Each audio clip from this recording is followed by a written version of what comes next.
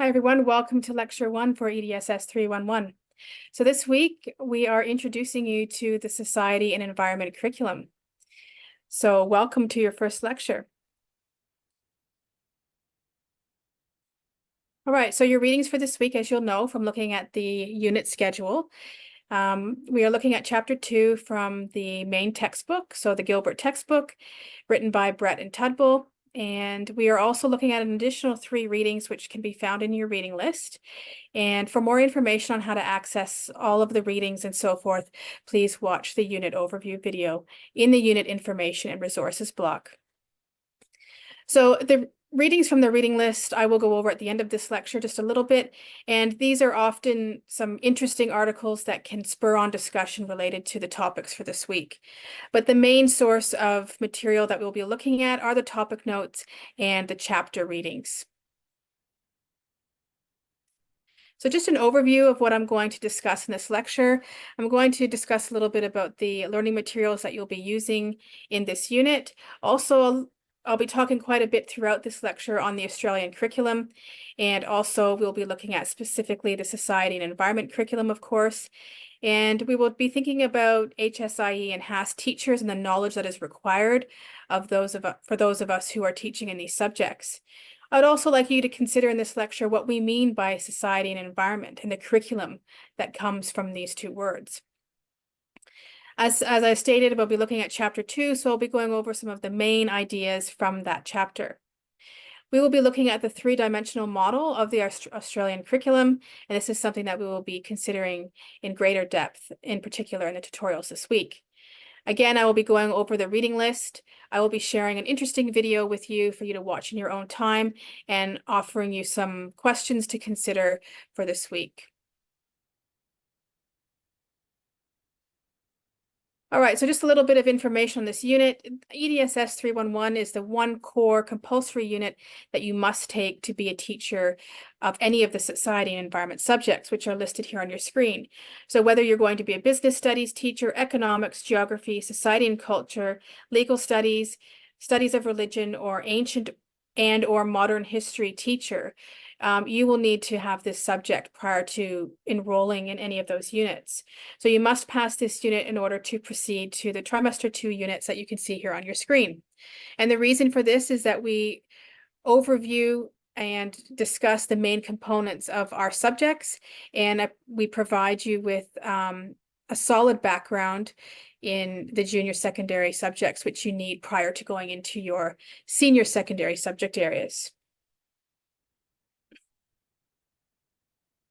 All right, so now we're going to look at the Australian curriculum a little bit, and obviously we're going to be talking a lot about this throughout the entire unit, but a few things I just wanted to mention.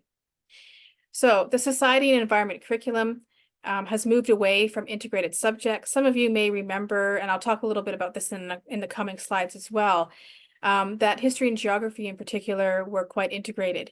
And when I first started teaching, this is the way it was. And you may remember SOS, so Studies of Society and Environment. And this is where we were teaching history and geography together in units of work. So we've moved away from that now. History and geography especially are separated into their own subjects on students' timetables.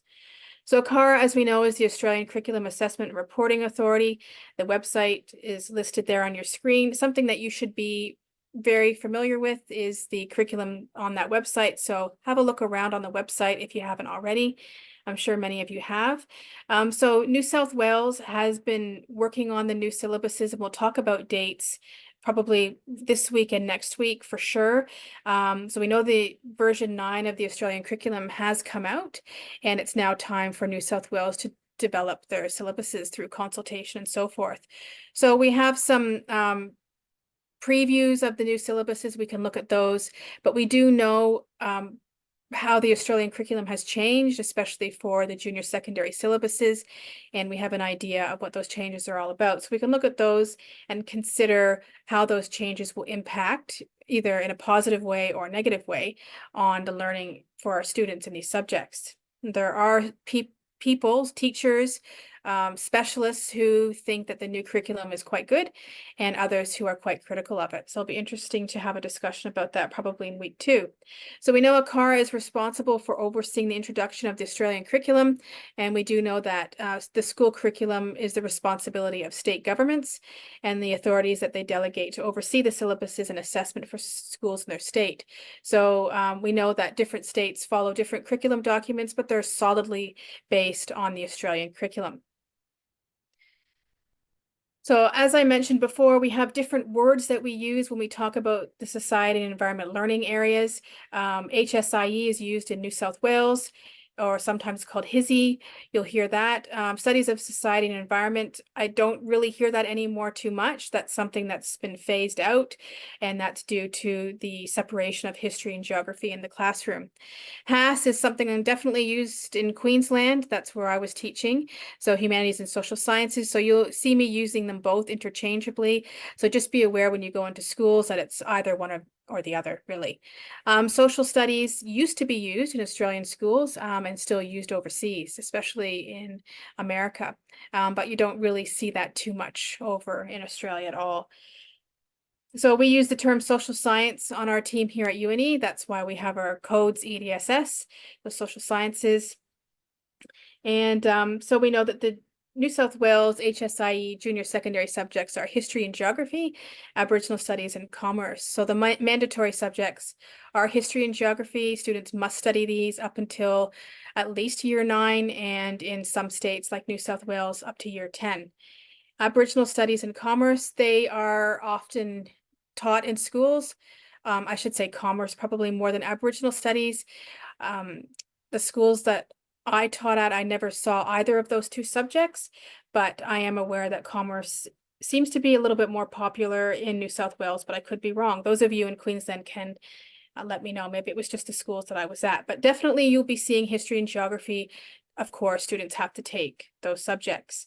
Now we know that New South Wales, the HSIE has senior subjects include those listed here on your screen.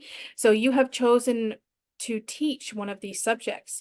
So you are or will be a specialist in one of these subject areas. You will be or have already studied the discipline subjects and topics and units that you needed to in order to be a teacher of one of these subjects. You may have 2 of these that are your subject teaching areas, or you may have 3, depending on what degree you're in and your course plan. But we will be talking a little bit, well, quite a bit about these, but you will be focusing on these very specifically in your trimester 2 units. So while you may feel that in this unit we cover a lot of the overall ideas that underpin the society and environment learning areas, this is true. That's what we do. That's very important as a core unit. You will be focusing very specifically on your subjects in trimester 2. That being said, again, we will be looking at those in this unit, and one of your assessments will be based on one of your senior subject areas, teaching areas.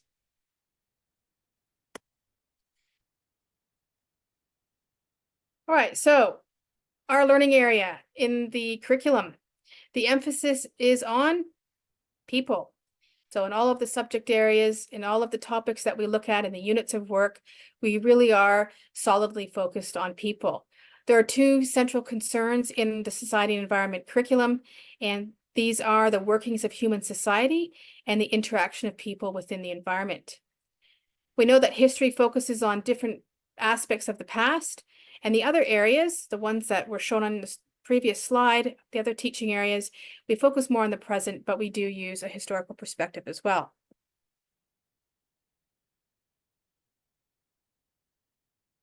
All right, so the studies of society, what does this involve? Well, this involves the study of people's interactions. So we're looking at the complex web of human relationships and structures developed in different places and at different times.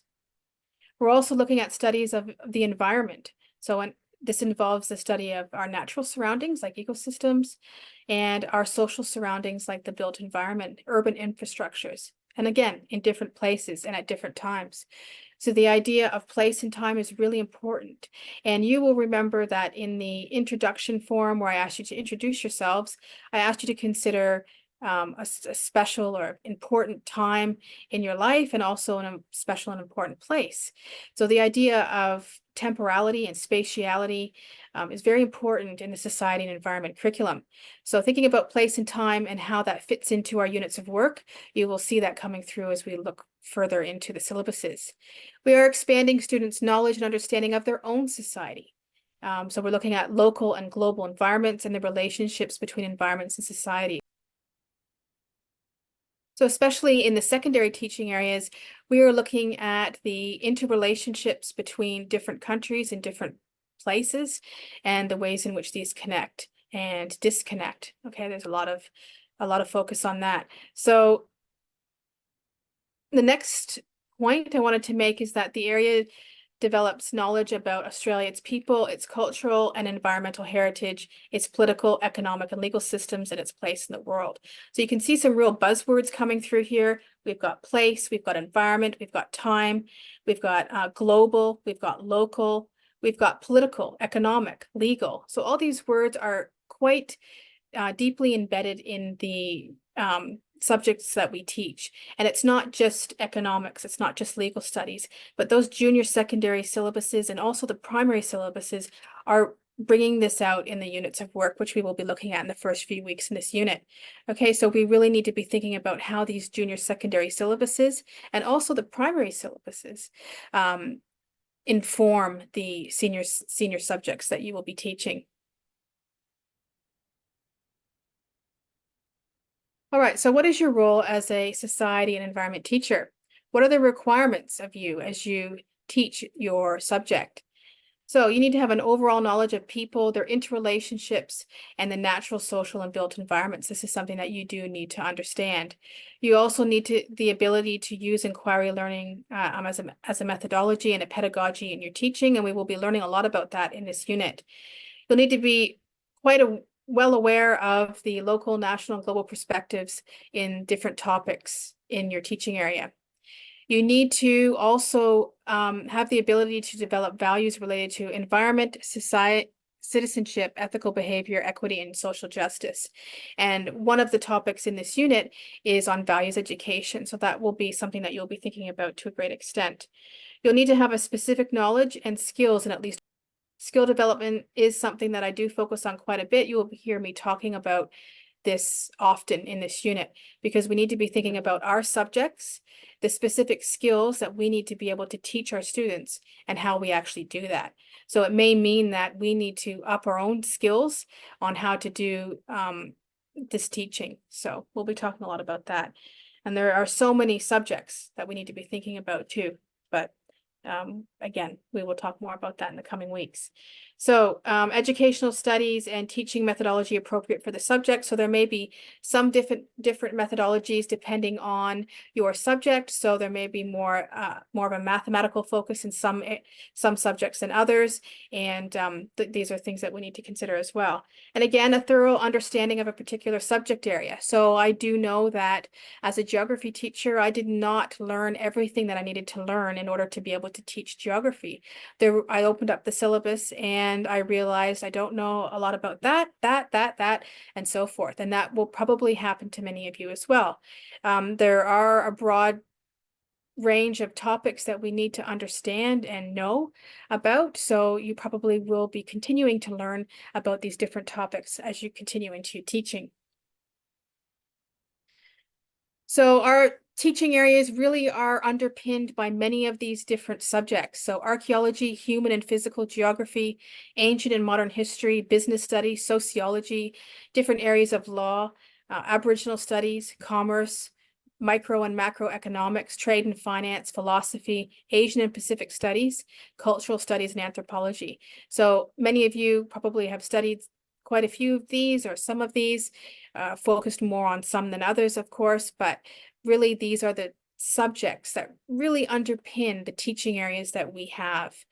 And so a broad range, really, which I have heard people argue about the difficulties with having such a broad range of subjects in the HSIE HAS subject areas, but we can talk about that in the tutorials. Now, if I asked you to think about what society and environment really means, what sort of words would you come up with? If I asked you to make a collage, what would it look like? So I asked myself to make a collage, and I did. And when I was thinking about our curriculum areas, I chose these pictures here. And a lot of these were things that came to my mind because they were based on the things that I've taught already in the classroom. So a lot of history and geography, of course, being my subject areas. But what would you put in there? So I'd like to see some of you put up some collages on the discussion board. But even if you're not able to do that, what are some words that spring to mind when you think about society and environment? So I'm just going to do a little bit of a focus on the second chapter and pull out some of the key ideas that come through in chapter 2. So some of the key questions that are the focus of this chapter is: how is the Australian curriculum organized? What is the structure of the HSIE HASS curriculum? How can HSIE and HASS be connected to the general capabilities and cross-curriculum priorities? And if you're not sure what I'm talking about there I will be looking at that in this lecture. How and why is it important to view curricula critically? And how should student voices and experiences be included in the HSIE HASS curriculum? So what is your role as a teacher? I sort of touched on this a little bit before, but some ideas that come through in the chapter are that you will be introducing students to new ideas, knowledge, and ways of thinking that they can use to make sense of the world. And you'll hear a lot about this in our subjects, that we are trying to get them to make sense of the world and also address social, cultural, political, economic, and environmental issues across time and place. There's those words again, time and place. Encourage students to participate in their world in informed, confident, and creative ways. That word informed and citizenry will be words that you hear a lot about in this unit as well. Engaging students in learning that will build knowledge and learning that will stay with them far beyond school, which connects to informed and active citizenry, because we can only be active and informed citizens if we are learning knowledge that can help us in the future. There's no point in learning stuff in school that's not really going to help us. I mean, you'll hear students telling you that all the time. And we as teachers who are very passionate about our subjects feel that everything is important for them to learn. And we need to be able to show that to our students, because they will come to you and say, why do I need to know this for my future? It's not going to help me. So be ready for that and how you're going to answer it. Because I wasn't ready a few times for that. And I became ready as I was told that or asked that several times. So be ready for that question when it comes to you. Why do I need to know this? How is it going to help me in the future? All right, so chapter 2. So teaching HSI and HASS, again, we want our students to be informed citizens of the future and have a knowledge of these different issues, which do thread through in all of our different units of work. The first part of the chapter focuses on some of the ideas mentioned in the topic notes, so have a look at those. So our subjects are changing consistently. Sometimes, as I've said, they've been referred to as SOS, but the chapter goes on to summarize the Melbourne Declaration, which has now since been updated, and there's information on that in the topic notes. And it basically states that the curriculum needs to help students develop a self-awareness and a personal identity. And it's your job as we move through this unit to think about how we can do this as teachers. How do we make students become more self-aware or develop their personal identity through studying physical geography, ancient history, economics? How can we do that? Or a unit on World War II. So I would think about that as we go through. How is personal identity and self-awareness connected to the units of work and topics that we teach? The next part of the chapter goes over some of the curriculum debates that are evident, and we know that that's happening right now. I just mentioned it at the beginning of this lecture, that version 9 of the Australian curriculum has come out, and it's now the responsibility of the different states to ascertain how they are going to interpret this curriculum and make it sort of their own in a syllabus. They are restricted in some ways on how much they can change, but they do have the opportunity to create those syllabuses based on their own focus. Okay, so some of the debates that are evident in the chapter relevant to our subjects. For example, one of them is the debate around the teaching and learning of HSIE and HASS in regards to the disciplines of human knowledge, and as opposed to the foregrounding of 21st century skills and capabilities. So another one of the debates in the curriculum are political debates. We often in these units talk about the syllabuses and think about how politics has influenced the topics and units of work that come through, where there may be areas that are missing and why that might be. So it may be current or with what's going on in the world at the time. So that's something that to really think about and be critical of as we look at the syllabuses. So why are we focusing on this? What's the point? How are we shaping our students for the future by them learning this, whatever that may be?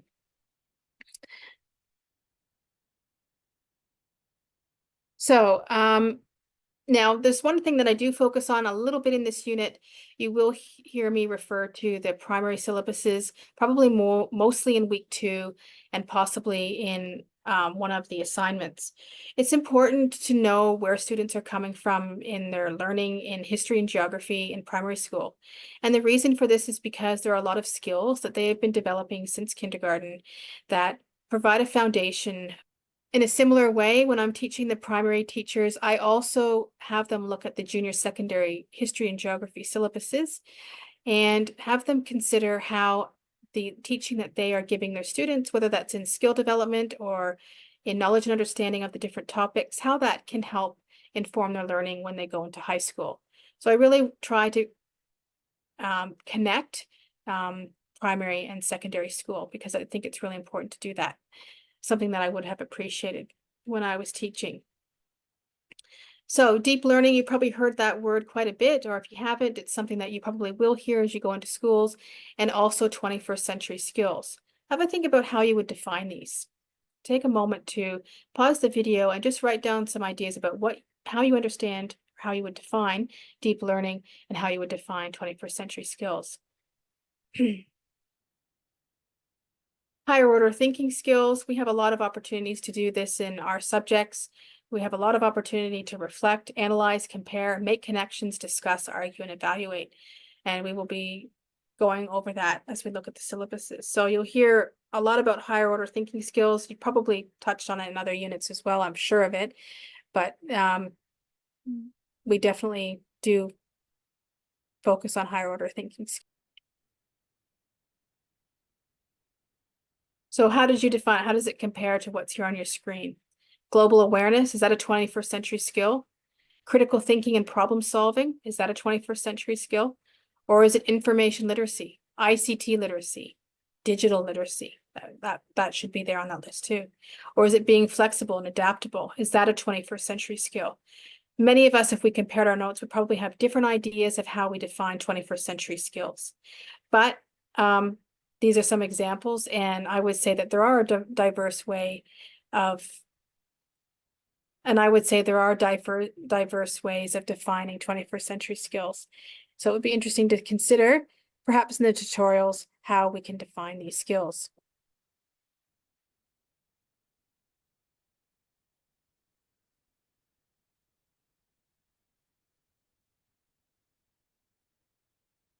All right, deep learning. How did you define deep learning?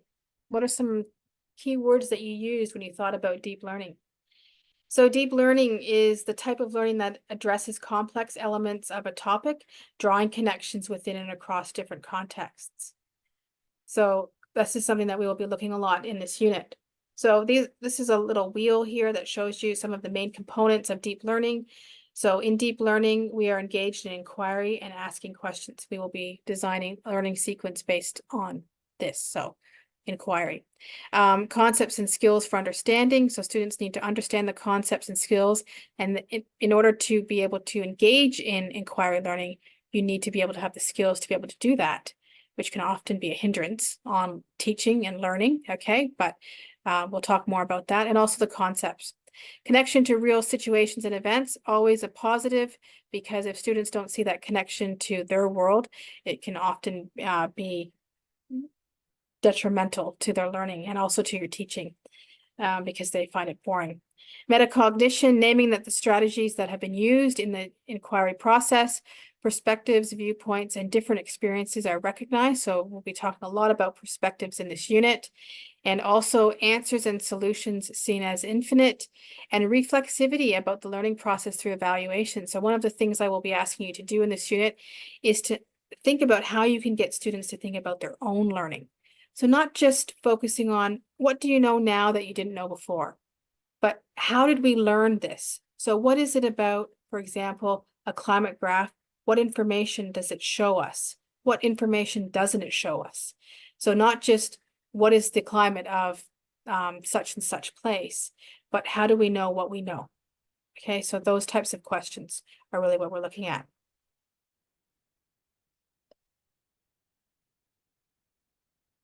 All right, so in the second chapter, there's also a look at the three-dimensional model, which is here on your screen. In the tutorials this week or next week, you will be looking at this cube and thinking about it to a great extent. We will be considering it and being critical of it. On this three-dimensional model, we have the cross-curriculum priorities, which are sustainability, Asia and Australia's engagement with Asia, and also Aboriginal and Torres Strait Islander histories and cultures. Then on the right-hand side, we have the 7 general capabilities. So literacy, numeracy, ICT capability, which is now going to be digital literacy in the new curriculum, critical and creative thinking, personal and social capability, intercultural understanding, and ethical understanding. There's some links here on your screen for you to be able to go and click on those. Now, in the topic notes for this week, I have uploaded a lot of documents from ACARA to help you understand what each of these cross-curriculum priorities are, and also the general capabilities. So make sure you take the time to go through these. So thinking about these, probably in your tutorials, you'll be thinking about what each of these mean. What part of Asia are we thinking about? Are these cross-curriculum priorities really what we should be focusing on? What general capabilities are really important for students to know? And which ones shouldn't be there, or should they all be there? And what capacity? In other times that I've taught this unit, often students feel quite overwhelmed about the amount of things that we need to be thinking about in teaching. There are skills, there's content, there's values education, there's cross-curriculum priorities, there's general capabilities. But be rest assured that the curriculum is designed to include these, so it's not your responsibility to ensure that students study a unit of work on Aboriginal and Torres Strait Islander histories and cultures. You will be required to do that. And the syllabuses or the curriculum documents will be set up in such a way so that you do focus on these areas, okay? You don't have to design new curriculum, okay? That is given to us, basically. You may be designing units of work and learning sequences and lessons, but they are based on the curriculum, and these have all been considered in that. But it is a good idea to understand the foundation for the curriculum that we are provided. It's important to understand why there's a focus on Asia in our teaching. Why are we looking at Asia for? Why would we do that? So it's really important to think about that. And also, why is it important for students in HSIE to learn about personal and social capability? What's the point? And ethical understanding, how does that fit into economics? How does that fit into ancient history? So these are all things that will be coming through in your teaching, even if you don't realize it. But it is important to know that they are there and that they underpin what you are teaching. Okay, we've talked about 21st century skills. So be sure that you have a look at that part of the chapter. Okay, so the take-home message for today is basically how young people learn about our topics can matter as much as what they learn. So I said before, having students reflect on how do we know what we know? And not just what do we know, but how do we know it?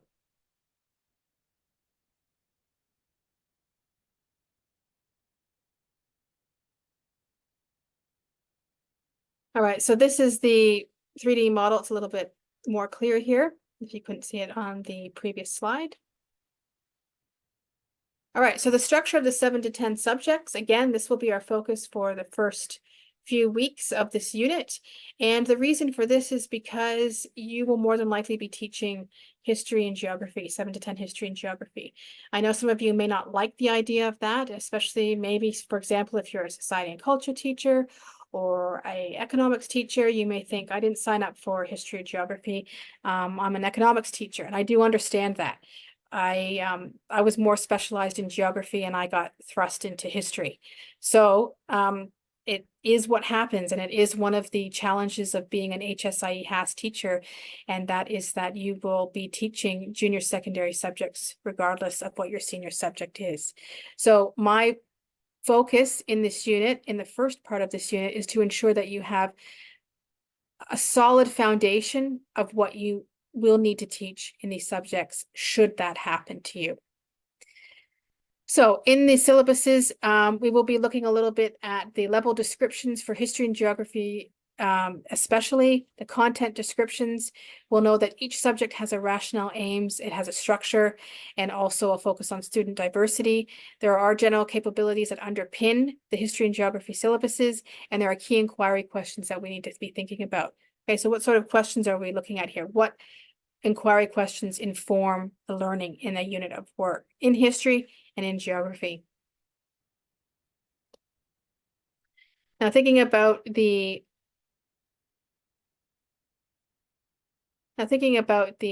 planning, and as I was talking about before, how do we actually get students to be thinking about these 4 that were at the bottom of the cube? Okay, so we had literacy and numeracy at the top.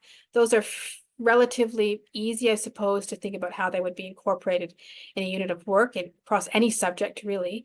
And digital literacy is becoming more and more important, but these ones are often ones that are hard to define. And again, if you go into the topic notes, I've broken this down and explained it quite well. So make sure you read through those. So in critical and creative thinking as a capability, what exactly is that? This is where we are getting students to reflect and analyze, compare, empathize, identify, review, make a decision, choose and select. So being critical, making choices based on reasoning.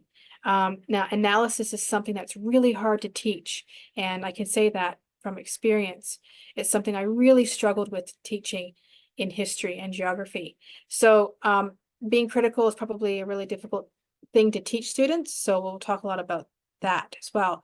Personal and social capability, how does that fit into history and geography or any of the other subjects that we're teaching?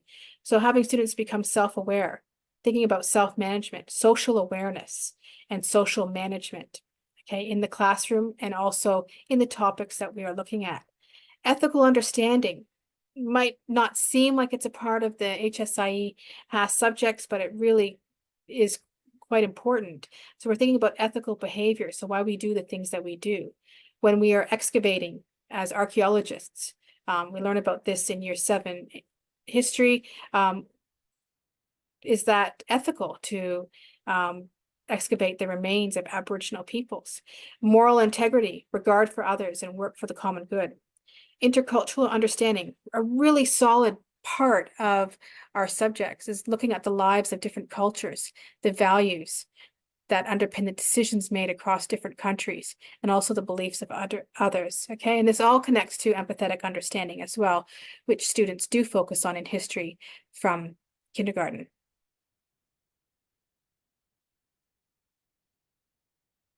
So this is something else that's focused on in the chapter, which I think is quite interesting to think about and discuss as well, including student voices and experiences in the curriculum. So this is taken from the chapter. So students' voices, experiences, and interests are not always included in the development of school curricula. Yet there is an increasing recognition that students will achieve and grow as learners and be able to tackle issues in the world around them when they are involved in learning about issues that they care about and which they're interested in. So it is true that we are given the curriculum that we need to teach. Sometimes we'll go into schools and we are given the units of work and the ideas for different lessons.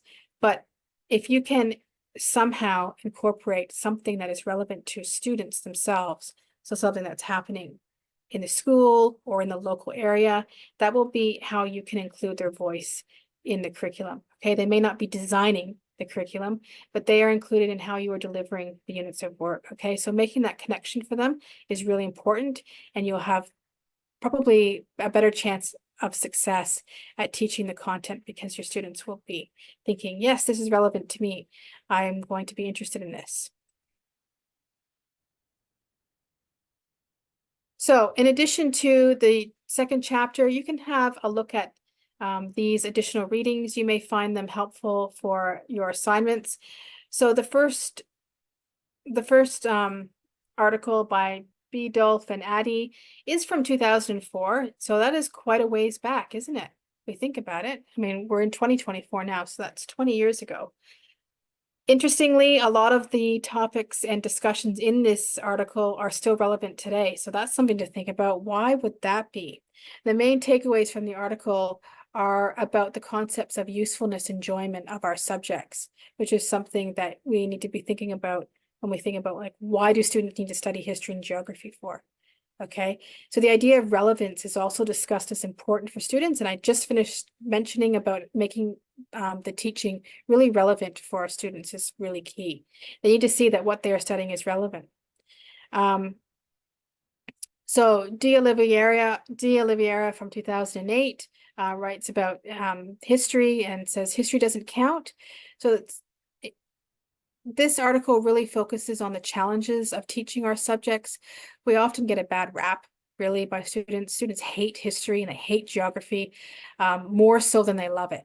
And it can be difficult to teach these subjects. The reason why I'm not talking about the senior secondary ones is because often, not always, but often the senior subjects are chosen because they like those subjects. So if a student in year 11 is choosing ancient history, it could be because they're sort of pushed into it because of their parents or some sort of timetabling issue in the school, which we don't really want to do. But usually it's because a student really likes something about history or economics or legal studies. So, but it's the junior secondary subjects where we really do struggle with helping students to really like our subject. So making it fun and exciting can be a challenge, but it's something that we really need to do. So this study in D'Oliveira is sort of a US study, which is okay, because you can see that the issues that we have even now in 2024, the issues that we have now currently are still the same as the ones that teachers were struggling with in 2008 when the study was done, and also across the ocean, so in Australia and the US. This article mentions that a lot of teachers didn't really believe that they were responsible for teaching students how to write. How do you feel about that? I had students say that to me as well. Why are we learning about how to write a paragraph in history? Isn't this supposed to be something that we learn in English? Well, conveniently for those students, I was also their English teacher, so I could sort of get away with it. But this is a question that students will ask all the time. Why are you teaching us to write in geography? Why are you teaching us to write in history? And we do know that there are subject-specific ways of writing. Okay, writing in history might be different to how you write in geography, and explaining that to students can sometimes be difficult. But this article really does go over the idea that teachers actually at one time didn't think that it was their responsibility to teach students how to write. It was more about the content. But remembering that many years ago, the focus in history and geography was really about content. So it was content focused. And this has changed quite a bit. And we are focusing more on inquiry. We're not doing really the rote learning too much anymore. So the focus is on deep learning, inquiry learning, and so forth. So the idea that we are teaching our subjects in sort of silos isn't really the case, even though I've just said that we've moved away from the integration of different subjects. In HSIE, our subjects are embedded. They are together. The skills that students are learning in the junior secondary years are going to help them when they go on to whatever teaching area in HSIE in senior secondary. So what I'm saying is we are teaching our students to write in all of our subjects, and again, subject specific ways. So really this article just goes over the challenges of teaching our subjects. It's quite interesting. So again, what you can do is you can actually look up these articles when you read them and see what, I challenge you to see what research has been done based on this work. So how have things changed since 2004 and 2008? Okay. Now this article here by Mode is a great article that I will be probably coming back to again. Now, Alaric Mode, he was a professor at Flinders University, and I believe he's an adjunct now. He's retired, but very smart man, very interesting to listen to, and he's provided some recent criticism of the new geography curriculum. So we'll be talking a lot about that, but he does discuss the concept of powerful knowledge. It's really important to think about what that really means. So this is the idea that powerful knowledge stems from the need to make connections in the content for students rather than just a bunch of unlinked information. So we really need to be providing these connections. It's not just, okay, here we're looking at the Vikings, now we're looking at Japan, or we're looking at World War II. Now we're looking at globalization. What are the connections between all this learning? What are we learning in history that's helping students in economics? What's the connection there? Do you remember all of our subjects are so broad, really, this broad banner of subjects. How are they connected? So this is powerful knowledge. If our students can understand these connections, then they have this powerful knowledge that Mo talks about. So this is the idea of powerful knowledge. It comes from, he does credit Michael Young for this, and he defines this as, now I'm just reading this from the article, powerful knowledge refers to what the knowledge can do or what intellectual power it gives to those who have access to it. Powerful knowledge provides more reliable explanations and new ways of thinking about the world, and can provide learners with a language for engaging in political, moral, and other kinds of debates. So having that powerful knowledge can help our students think about active, informed citizenry. Well, they've got it made, right? So the article goes on to discuss different types of powerful knowledge. So there are 5 different types. So knowledge that provides students with new ways of thinking about the world. So how can we think differently? And this is being critical, okay? Not just being told how to think about the world, but having students think very critically about it and in new ways. So knowledge that provides students with powerful ways of analyzing, explaining, and understanding. So that's connected to being critical. Knowledge that gives students some power over their own knowledge, inquiry learning.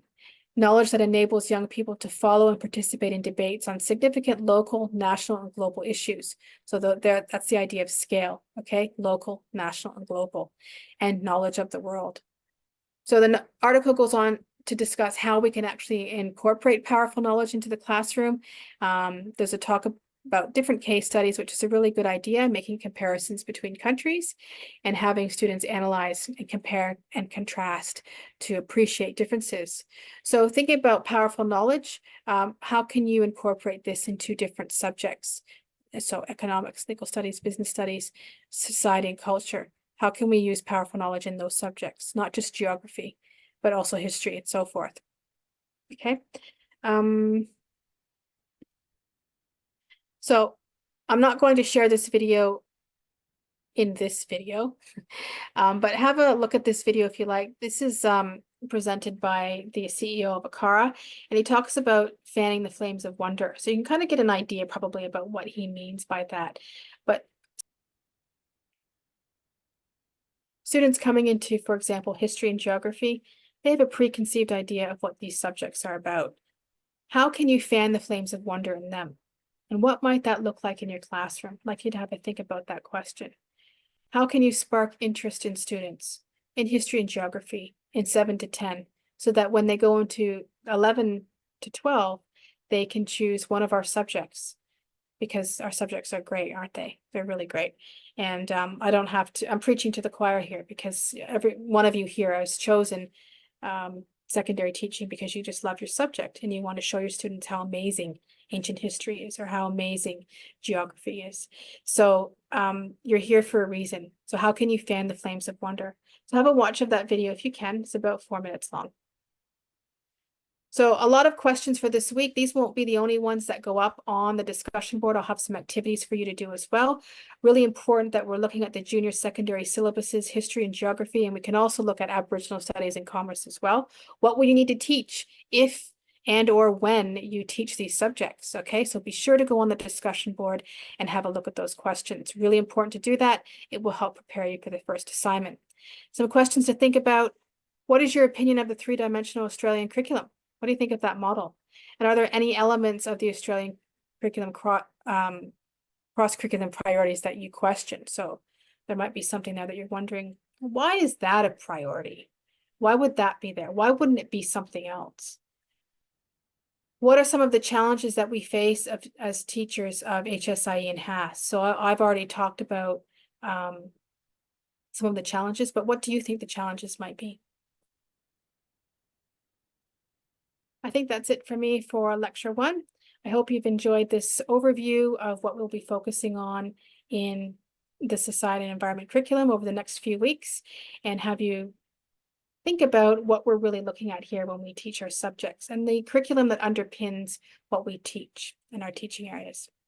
So have a great first week, and I'll be talking to you all soon. Bye.